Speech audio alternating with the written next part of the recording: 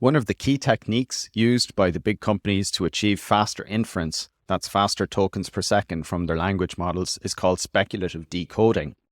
I'm going to go through the basics of how that technique works, different approaches, and then I'll go through some examples how you can use it to speed up token generation from your language models. Let's get started with a quick agenda. First off, I want to describe why speculative decoding improves speed.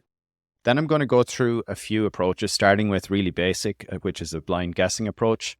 Then I'll go through some of these other techniques that are coming out. I'm sure there may be more in future, but here are the leading ones I can find. Then I'm going to head over to RunPod and use text generation inference to set up an API, and I'll show you some speed ups when we use a very simple technique, which is an n-gram prompt-based technique. And I'll also show you a more advanced technique, which is going to be with the Vicuña Medusa, or the Medusa Vicuña model, which is specifically fine-tuned to allow for speed up using speculative decoding. So why does speculative decoding improve speed? Well, typically in a language model, let's say we're trying to complete this sentence here, the quick brown fox. So we're trying to find the next tokens here. And the way a language model is, it takes in information from the preceding tokens and uses that to predict the next token. Once it gets the next token, which in this case here is the quick brown fox jumped, it will append that token onto the earlier sequence and move to predicting the following token over. Then that token over will be pasted here and the next sequence will pass through. So it's a one at a time process. And this is a bit unfortunate because GPUs are actually very good at processing in parallel. So ideally, a GPU would be calculating all of the future tokens at once, but we're forced to wait on the next token. And that's what forces the decoding process, which is another way of saying just producing a new token. It forces the decoding process to be in series rather than parallel. So at the core, speculative decoding is about finding ways to do the decoding in parallel. So here's an idea. What if we guessed some of the future tokens? For example, we have the same sequence here, the quick brown fox, and we're trying to predict the next token. But what if we just make a guess for the token that will come after fox? And let's say that we guess it's going to be jumped. Now, I know that's a good guess, but let's go with a good guess for now. So if we guess that this is jumped, we're now able to use the GPU to do two things in parallel. We can take these first four words and we can predict the next token here, which is jumped. But in parallel, we can take these four words, the quick brown fox, and our guess to make 5 words, and use those 5 words to predict a next token, which here is over. So by guessing the word jumped here, it allows us to produce 2 tokens in parallel rather than just producing 1. Now, stay with me for a second, and let's say that our guess is a good one, as it is here. So I had correctly guessed jumped, and this is great because if I correctly guessed jumped, I've now confirmed that jump was correct, and at the same time, I've decoded a second token. So what we've done by correctly guessing is we've achieved 2 tokens of decoding instead of just achieving 1 in the same step. Now, of course, you're going to say, what if the guess is wrong? Let's say we had guessed the word walked, so the quick brown fox, and then we guess walked. But it turns out the correct prediction is jumped, not walked. So unfortunately here, we're not going to be able to make use of this next output because we had wrongly guessed what walked is. But it's not the end of the world because we've still decoded 1 token, so we're no worse off than we would have been if we didn't use the speculative technique. And quite simply, we just move on and we'll add jumped on to this sequence. We'll try to predict this token and we'll make a new guess for what the next token is here. It might be into if it's a bad guess, or it might be over if it's a good guess.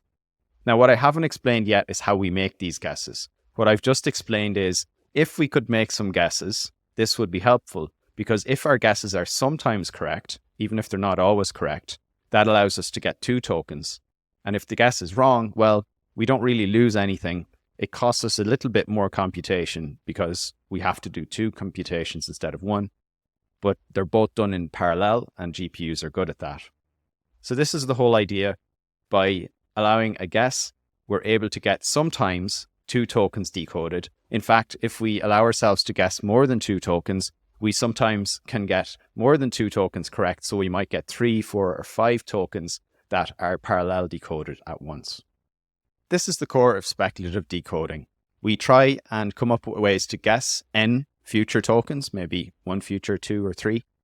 And if we're correct, then we're going to complete that number of tokens in parallel, which is a good speed up. And if we're not correct, well, we don't really lose. If we're not correct, we don't really lose too much. And this is all thanks to GPUs being good at doing computations in parallel. So now the question is, how do we make good guesses? And there are a few ways to think about that. Well, the simplest way is just to naively guess what the next token is. The Llama tokenizer has got 32,000 possible tokens. That's the vocabulary size. Some models use larger, like 64,000 tokens. So if you've 32,000 token vocabulary, just naively guessing, you'll get 1 out of 32 chance of being right. Now, of course, all tokens in English or any language, they're not evenly distributed in terms of how often they're used. So you could get much better than 1 out of 32,000 just by looking at a histogram of the frequency with which the tokens they occur. For example, the word the or a or an or of, these are all words that occur very frequently, much more than 1 out of 32,000. So just by guessing more frequent tokens, you could probably improve your chances down to maybe, 1 in 1,000 or 1 in 100. Now, unfortunately, that's still not good enough for speculative decoding, because just getting a speed up of maybe 1% or something like that wouldn't be particularly meaningful, because there is a bit more computation that has to be done in the GPU, even if it is done in parallel. So how can we improve our guess so that maybe 1 out of 2 or maybe worse, 1 out of 3 guesses are going to be correct and get a meaningful speed up? That's what we want to get to. We want our guess to be maybe 50% correct. That would give us an average. If we're just guessing 1 token, it would give us an average of a 50% speed up. So here's a better idea. Why don't we use the prompt to help us guess next tokens? And the reason this is helpful is because a lot of time, the completion contains sequences that are also in the prompt. For example, if you have a prompt that says, continue this sentence, the wheels on the bus go round and round, and round and round, round and round. The completion is and round, round and round. Clearly, I've set it up this way, but clearly the completion has got some patterns that are in the prompt. And so we can use the prompt here to make guesses about what next words would be. For example, if we see the word and in the completion, we might look for the word and in the prompt and see that and is often followed by the word round. So round is probably going to be a good guess for this position here. Likewise, if we see the word round, we can look for the word round in the original sentence and we see, well, there's either the option of and or there's the option of round. So probably picking one of these 2 words is going to be a good guess for the word after round right here. This means that when we use the prompt, and you can use not just the prompt, but actually you can use anything right up to the point that you've completed. So if you've completed up as far as and round, round and round, when you're generating these tokens, you can use the prompt and you can also use the completion to date. But this technique is going to give a good speed up, particularly for things like summarization, because by definition, summarization is going to contain content from the prompt. So it's very likely to see similar patterns. And that's what we'll see in practice when we check out a summarization example a little bit later. Just to formalize this a tiny bit, the way that you use the prompt in practice is you build a table for the guesses. So if you want to guess 1 word forward, you need to build pairs. So you take the inlet phrase, which is the wheels on the bus, and you break that into pairs. So you've got the wheels, wheels on, and you keep on breaking that into pairs. And you just use this as a lookup table. So when you get to the end of your completion, we're at the word round, and we want to guess the next token, we'll simply go to this table here. We'll look for an entry where round is in the first position, and then we'll use the next word as our guess. So this technique actually works quite well. It's the technique that's implemented in text generation inference, and we're going to make use of it when I do an example later on. Okay, let's move to more advanced techniques. This technique now is called Lookahead. So I talked about at the start how the main problem with language models is they can only generate 1 token in advance. So when I said that, it's not strictly true. You can get the language model to predict a second token in advance, just by feeding in a blank for the position that you don't have. So whereas jumped has got the benefit of all these 4 tokens, if we only have these 4 tokens, we can still get the language model to output the second next token, but we just have to effectively feed in a blank position here. So this is called Lookahead, and you can even look ahead for further positions. And in doing so, you're able to improve the quality of your guesses. Not only that, but you also generate some content on the right-hand side here in the future. And this also allows you to set up some pairs that you can use in the same database as the prompt lookup table. Now this tends to give some speed up. It involves quite a bit more calculation because you are now calculating ahead a lot of guesses.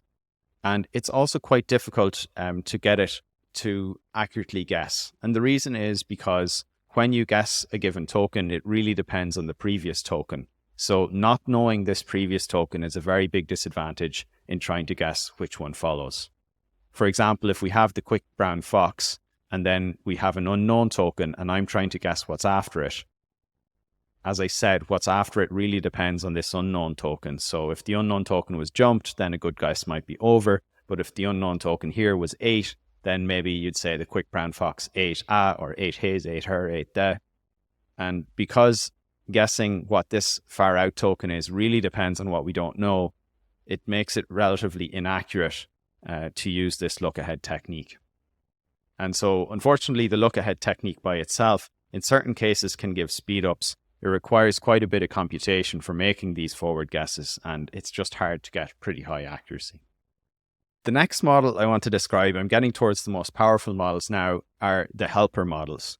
So in a helper model, rather than just naively guessing, or rather than using the prompt to guess, or rather than using look ahead to guess, you actually have a separate model that's going to be used to produce the guesses. And the separate model has to be faster so that the guesses are ready by the time that the more powerful model needs the guesses. So here what I've got laid out is an example where I'm assuming I'm running a big model like Llama 70B, 70 billion parameters, and I'm trying to guess this token here. And what I have is basically running staggered. I'm running a small llama that's able to get some guesses, and then I'm feeding those guesses in to help do some parallel decoding on the larger 70B model. And this technique works very well. It makes sense that a smaller model won't get all the tokens right, but it's going to get a very large percentage of the tokens right. So these guesses tend to be very accurate, and a lot of them tend to be accepted. The drawback with the helper model is you need to properly synchronize the processes of the smaller and the larger model, and this requires a bit of setup and can be a little bit cumbersome. A slight variant on the helper model is, instead of using an actual smaller model, you train a small helper model. This is the Medusa type technique. It's basically the same at a high level as using a helper model like, say, Llama 7B, but what you do is you train it. So there's specific code that the Medusa team has set up. It will allow you to take a given language model. You can do some training. It will add on a block of parameters at the side of that main model, and it will train those parameters just to generate some guesses. And those guesses will then allow you to do some parallelization. So here's a summary of all the techniques we've gone through. The first is the prompt technique, although you can use some of the completion as well if you've got some completion. And the prompt technique requires no training. It's relatively low in terms of compute because you're just doing comparisons, not any extra computations. And it's got, I've said good, but it probably gives you a speed up of, in my experience, maybe about 10% to 30%. It'll be higher if you're doing summarization tasks. It'll be lower if you're not. I described the look-ahead technique, which also requires no training, but it's higher in computation because you need to do a lot of calculations to generate the guesses. And unfortunately, those guesses are not great because when you don't know the next token, it just puts a lot of variability on the future tokens. The third technique here is the helper technique. It works very well, but it's quite complicated to set up 2 models running on the same GPU. And the last technique is the trained helper. It's the Medusa technique. And this one does require training of the base model, but once you have it trained to be able to produce guesses, it's relatively low compute, and it's also quite effective, giving higher speed ups than using a more naive prompt-based n-gram approach. So these two approaches are the ones I'm going to look at. The prompt approach using text generation inference, which supports that method for any model, which is beautiful because you don't need to change anything except for a parameter on the API. And then I'll also go through the Medusa example. There's a trained Vicuña 7B and also a 33B model available that has built into it that little guesser that allows you to do speculative decoding. It's time for some demonstration, and to get started, I'm on GitHub on the Trellis Research Organization, and I'm in a public repo I've recently created called One-Click LLMs. You can find it just by searching for Trellis Research. And what I have here is a list of one-click templates for RunPod and also for Vast AI, so you can get started very quickly with a wide variety of models. So the models that we want to run are, first of all, I want to show you the improvement if I just use the prompt-based speculative decoding, and then I want to show you the improvement if we use a Medusa type inbuilt guesser to improve the speed of inference. So for the basic example, I'm going to start with the OpenChat model. This is a very nice 7B model that performs very well, actually. If you look at the arena, so Chatbot Arena, which is a way of comparing LLMs, you can see that although it's a 7B model, it's actually up here, OpenChat 3.5. It's up here at 1077 ELO. So it's, even in the range of Llama 70B, which is really impressive. So I really like this OpenChat model. So I've got the template here, and I'm going to run it on this RTX 4000. It's one of the cheapest pods on RunPod. If you want to run something cheaper, you can find as low as 10 cents an hour for, albeit a less performant instance. You can do that on Vast AI, and there are some links also in the GitHub repo for that. So I'll click on deploy here, and I'm going to click on customize just to look at the setup. So we're running text generation inference with the OpenChat model. I'll just increase my screen size a little bit so you can see a bit better. We've got the OpenChat model set up here, and I'm doing two things here that are kind of extra. So one is I'm quantizing it with EETQ. This is an 8-bit quantization method, and it allows me to keep down the size of the model, which is not critical here because my VRAM is, I think, 24 gigabytes and the model's only going to be about 14 when it's loaded. But this is good if you want to fit into smaller instances. And the second thing I've done is I've set up speculate with the number 3. So what this method does is it's going to, by default, provide a prompt-based speculative decoding method. And it's going to try and guess for 3 tokens ahead. That's why I've put in the number 3. Now, if you load a model that is a Medusa model here, it's going to use the inbuilt guesser instead of using the prompt-based technique. Because the model I'm loading is not including a Medusa technique, it doesn't include the inbuilt guesser, it's just going to default to the basic speculative decoding. I'm actually going to take out the speculative decoding so that we have a baseline. So let's continue and deploy this. And I'm just going to name this pod as my OpenChat baseline. So let's just call this baseline. Let's put it in caps. And we'll submit that. And now I'm going to set up a second instance of very much the same thing here. But this time I'm going to keep the parameter of speculate 3 so that we can actually use the speculative decoding. So here we'll also set up on, now I want to set up on the same instance, so it's apples for apples. Now you can see here I'm keeping speculate 3, so I'll set the overrides and continue on that. Okay, great.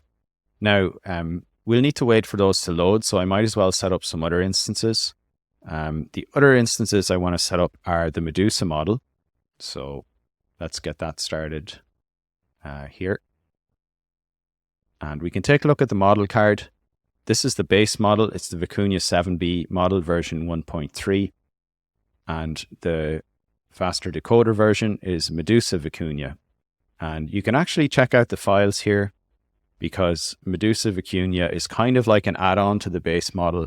And the files that it contains here, you can see it's got about 1.5 gigabytes. This is like the custom trained heads. It's like the add-on in the model that does the guessing for you. Whereas if I look at the raw base model, which is basically underlying the application of this Medusa model, you can see the raw base model is much bigger. It's about 13.5 gigabytes.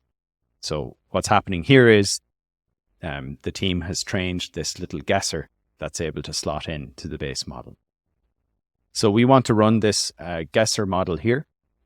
And I've opened up the template.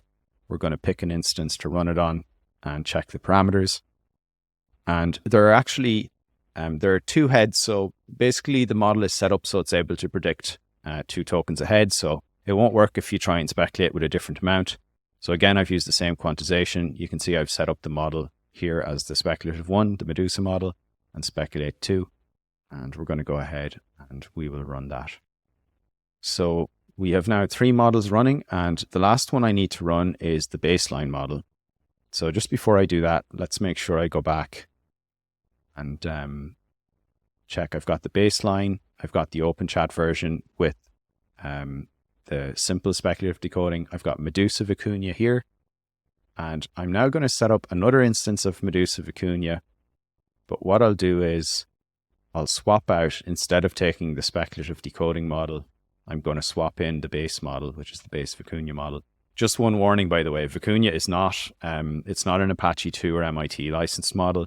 It's got data within it that's not openly licensed. So you can only use that for non-commercial purposes, just as a heads up. So here we have the Medusa Vicuña, and we'll try and deploy this. I'll take out the speculative to actually, you know what? Just for a benchmark, let's keep in the speculate 2, but we'll put in the base model. And by keeping in speculate 2, it's not going to use, it's not going to have the built-in guesser because I'm now specifying the base model. So it will default to just doing the n-gram. So we'll be able to see how much faster is it to use the inbuilt guesser versus doing the prompt-based speculative technique.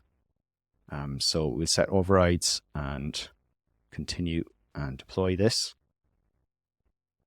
Just to recap, we've got a baseline of open chat. We're then going to compare that with a simple speculative method here. And then we've got a baseline of Medusa Vicuña, which is really just Vicuña. And we're going to compare that with the Medusa Vicuña, which is the advanced speculative method. So right off, let's start with our baseline. Let's start with this baseline pod here and copy the pod ID. And what I'm going to use is the Trellis repo, the paid repo for advanced inference. If you look up trellis.com, you should be able to find it. This is a server that's dedicated to making inference easy, both for standard and for function calling. It gives you all the tools you need to set up inference with RunPod or VastAI and to make calls to those APIs. So you can check it out. It's actually best to check it out on trellis.com. I've got that repo cloned. I've got it here on my local computer. And part of the setup for this is you have to put in the endpoint of the instance you're running. So I'm pasting in right here the pod ID if I'm running with RunPod, and if I was running with VastAI, I would just use this endpoint here. So I'll click save, and now I'm going to enter in the model. This is used because it's needed for the tokenizer in the scripts that we're going to run. I'm actually going to put in the base model because the tokenizer is not as well specified within the Medusa Vicuña model, and they use the same tokenizer, so I'm going to use the base model here. Now, if I go into the root of this repository, I recommend, by the way, reading first the main README and then head into the server and API setup. And there's a further README for a lot more detail on RunPod and VastAI setup. And last of all, when you get to making calls to the API, you have scripts around function calls, simple API calls, and then speed tests. We're going to use the speed test today, and we're going to use TGI speed. You can also use VLLM speed if you are running a VLLM instance.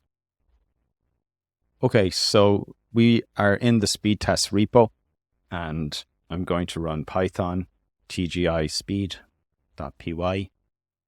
First of all, let's just very quickly check that I have the pod running.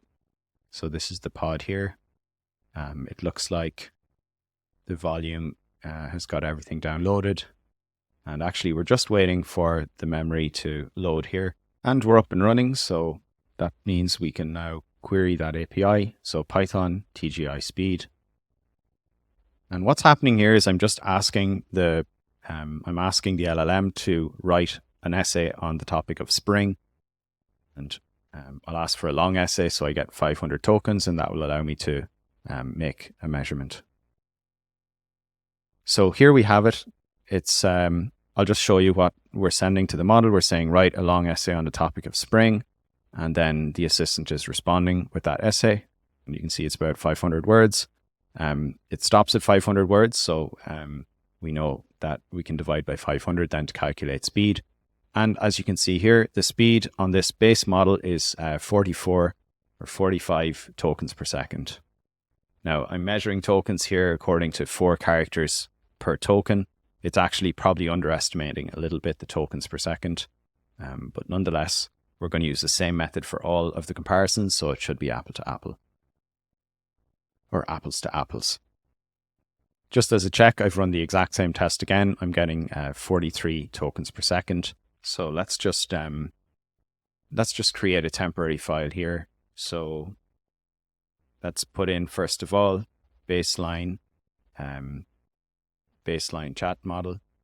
It's called OpenChat 3.5. And with this baseline model, we're getting about 43 talks. And let's then put in with add speculate 3 and see what result we get there.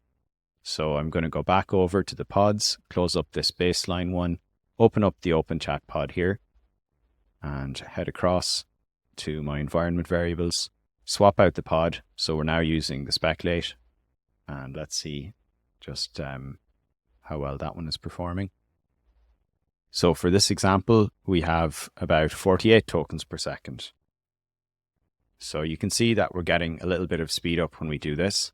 Now, there's one other thing I want to show you, which is that we can also run a test that will allow us to have a summarization problem.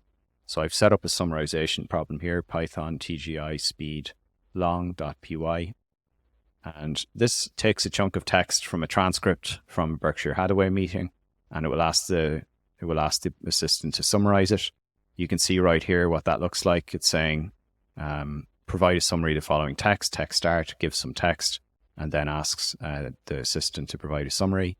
So here is the summary, and we can check out the results for that. We had 46 seconds. So in this summarization, we had 46 seconds. Let's just put that into the results here. 46 on summarization. And then we'll go back again and run our baseline pod. So let's just run the baseline pod here. And we're going to run this summarization task. Let's see whether that ends up being quicker or not. So again, we've got the summarization, the exact same problem, and we have 37 tokens per second. So you can see that the speed up that we get when we do a summarization task is roughly about 33%, let's say, on summarization. But if you look at the basic speed up where there's no summarization, it's probably a speed up more like 10%. Now, moving on to the next task, let's see how things go when we do the Vicuña model. So we're going to have a baseline here of Vicuña, and we're going to add Speculate 2 with Medusa Vicuña. And of course, we're going to scratch out these results here because we're going to rerun the test. So let's take a quick look over at our models. So here's the baseline. It's going to be baseline Medusa Vicuña. It looks like it's up and running, by the way. I can see the GPU is loaded. So let's put in the pod ID right here. And we'll start off by running the speed test. So we have about 43.5 tokens per second. Let's put in 43.5.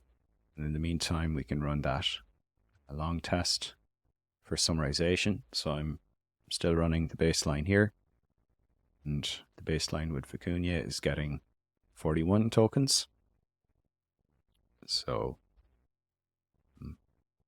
that's our baseline. We're now going to look at whether Medusa Vicuña does any better. And just as a side note, you can see that the baseline chat is doing very much similar to the baseline chat for Vicuña, so not a huge amount of difference in that case. And now I'm going to head over and we'll use our improved model, which is the Medusa Vicuña pod. So I'll put that in as the environment variable and save. And now we should run the TGI speed long. So I'm starting off here with the summarization. And we can see for the summarization that it takes, let's see, 35 tokens per second with Medusa Vicuña. So let's just test that again. Check out the right pod, B7YW, B7YW, and indeed, don't want to restart.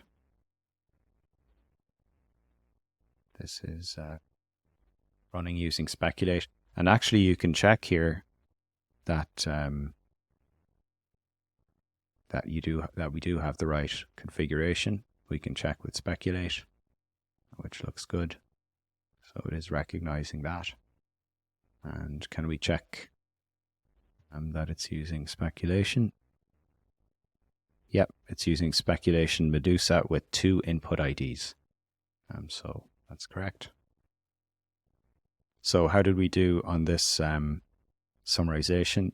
It looks like 40 seconds. And let's go back and just run the basic TGI speed. So now I'm running TGI speed on the Medusa Vicuña model. And we're going to see if we get any speed up here. So here we have about 59 tokens per second.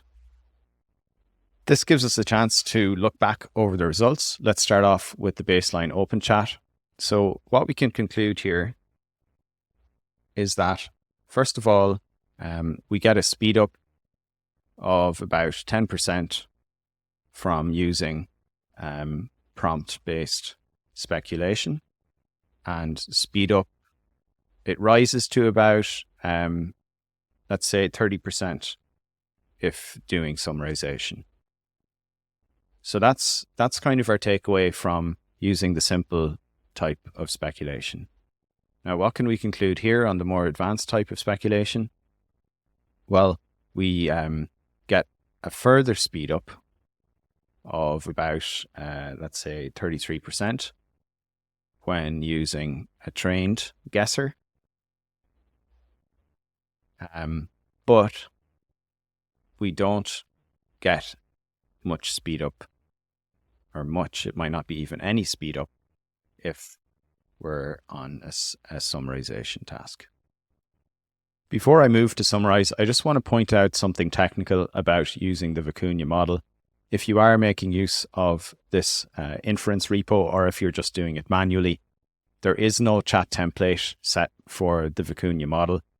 So you do need to set up that chat template. You can read in the README of the one-click template, or if you're using this repo here, you can simply comment in this chat template, which should put it in for you. Don't forget though, when you're then going to run the other scripts, it's important that you comment out this manual chat template, because by default, the chat template is taken from the tokenizer. That's also the same if you're using the test for concurrent speed. That's testing for speed where you're going to concurrently hit the API with many requests. Now that I round up, I want to finish with some tips about getting the best speed, because speed doesn't just depend upon using speculative decoding. There are other techniques that can be used in parallel or sometimes in combination. If you want to get started with a base model and the model doesn't have maybe quantized versions available, some of the ways to speed up are to use, first off, the quantize EETQ flag in text generation inference. That will make your model an 8-bit format, and it's a very GPU optimized 8-bit format that will run fast. Also at 8 bits, there's very little loss in quality, so you get nearly all the quality of running it fully in the 16-bit format.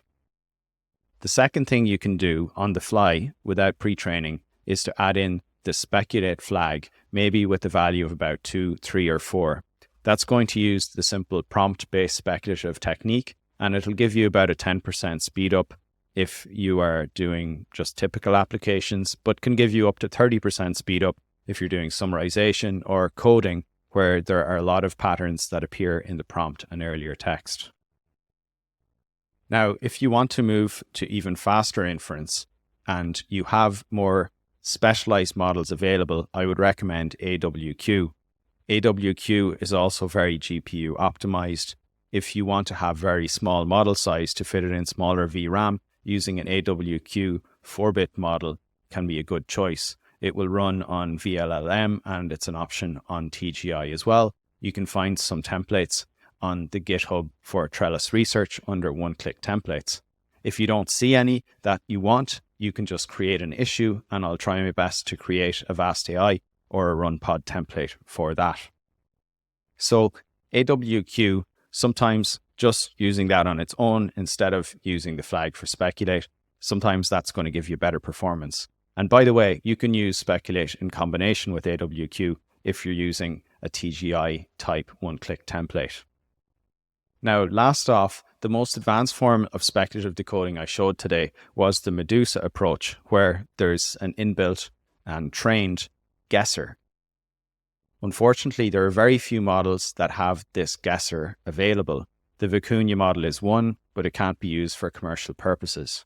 Now, it is possible to train models, and I might consider training a few for that purpose, but overall, it's quite a bit of hassle to have to train a model for doing this guessing, and the speed up, while maybe in some circumstances gives a very large speed up, in others it might only give you that 30% speed up, and you have to ask whether that is worth it. Of course, the field is advancing fast. I'm sure there'll be improved techniques over time, and the tools will automate some more of this. But already, I think there are some easy flags you can include, as I've shown in text generation inference, if you want to speed up your decoding. Let me know the questions down below. Cheers, folks.